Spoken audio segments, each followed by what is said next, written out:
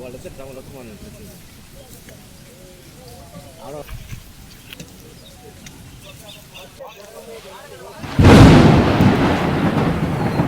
కనిపిస్తుంది.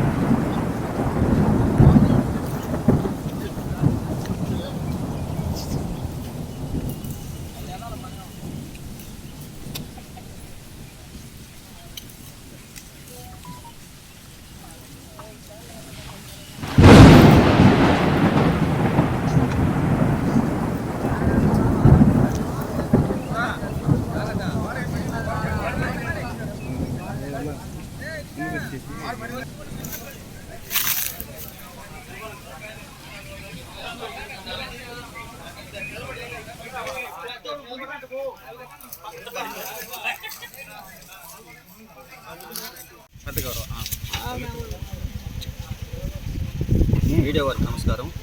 నిన్నటి దినం సాయంత్రం 5 గంటలకు ఇక్కడ శ్మశాన వాటికలో దిలీప్ కుమార్ అనేటువంటి వ్యక్తి ఈ శ్మశానానికి ఉన్నటువంటి ప్రహరీని కూల్చుటకు అతను ప్రొక్లేన్ తీసుకొని వచ్చి కూలుస్తూ ఉండగా ఇక్కడ మా పిల్లలు కూర్చొని కాలకృత్యాలు తీర్చుకుండగా వెళ్ళేసి ఆ ప్రొక్లేన్ ఆపి అతన్ని అడగటం జరిగింది. ఎవరు పర్మిషన్ తీసుకోవచ్చి ఈ ప్రహరీని కూలుస్తున్నాం అన్నప్పుడు నేను అధికారులు పర్మిషన్ తీసుకొని వచ్చి కూలుస్తానని చెప్పి అతను చెప్పడం జరిగింది. మా పిల్లలు అంటే అధికారులు ఏ అధికారులు మీకు పర్మిషన్ ఇచ్చారని చెప్పి ఆ కాగితాలు చూపించమన్నప్పుడు అతని ఇంటి జోబీలో పెట్టుకున్నాడంట. అదే కాకుండా మా పిల్లలు మాతో చెప్పకుండా నీ ఇష్ట ప్రకారం చేయనాటికి నువ్వు ఎవరో అడిగినప్పుడు మా పిల్లల్ని మాలకొలం అనేటువంటి ఆ పేరుతో దూషించి అతని ఇష్టం వచ్చిన ఈ విధంగా దూషించడం జరిగింది. ఈ విషయం మీద మా కాలనీలో ఉన్నటువంటి అందరికీ ఫోన్లు చేసి మా పిల్లలు పిలవనంపించారు. మేమందరం వచ్చేటప్పటికి అతను దిలీప్ కుమార్ అనేటువంటి వ్యక్తి మేనాటిపల్లి నుంచి వచ్చినటువంటి మాధవయ్య ఒకడు, శ్రీనివాసులు వీళ్ళు మమ్మల్ని అందరం చూసి వెళ్ళిపోయేశారు.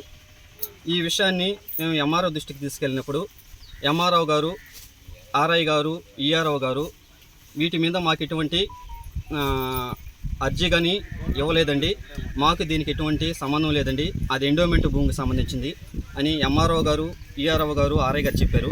మేము నెక్స్ట్ ఎండోమెంట్ ఈఓ గారిని ఫోన్ చేసి అడిగినప్పుడు నాకు ఎటువంటి సంబంధం లేదు, అది గవర్నమెంట్ ప్రాపర్టీకి కొట్టుటకు నేను పర్మిషన్ ఇవ్వడానికి నేనెవరినని చెప్పేసి ఎండోమెంట్ ఈఓ గారు చెప్పడం జరిగింది. మేమందరం కలిసి మా ఎస్సీ కాలనీకి సంబంధించినటువంటి అందరం కలిసి పోలీస్ స్టేషన్ అధికారి దగ్గరికి వెళ్ళేసి ఆ ఫొటోసు, జేసీబీ ఫొటోసు, ఆ ప్రహరీని కూల్చినటువంటి ఆ ఫొటోసు, అర్జీ ఇవన్నీ అతనికి రిపోర్ట్ పూర్వకంగా ఇచ్చినప్పుడు ఎస్ఐ గారు రేపు 18వ తేదీ సాయంత్రం 3 గంటలకు ఇప్పుడు నేను వచ్చి పరిశీలించి మీకు తగు న్యాయం చేస్తానని చెప్పి అతను చెప్పడం జరిగింది. మరొకసారి ఇటువంటి చర్యలు జరగకుండా ఆ దిలీప్ అనే వ్యక్తి అతనితో వచ్చినటువంటి వ్యక్తుల మీద తగు చర్యలు, మా కులాన్ని పెట్టి దూషించినందుకు తగు చర్యలు తీసుకొని అతని మీద ఎస్సీ ఎస్టీ అట్రాసిటీ కేసు కట్టి మాకు తగు న్యాయం చేయాలి.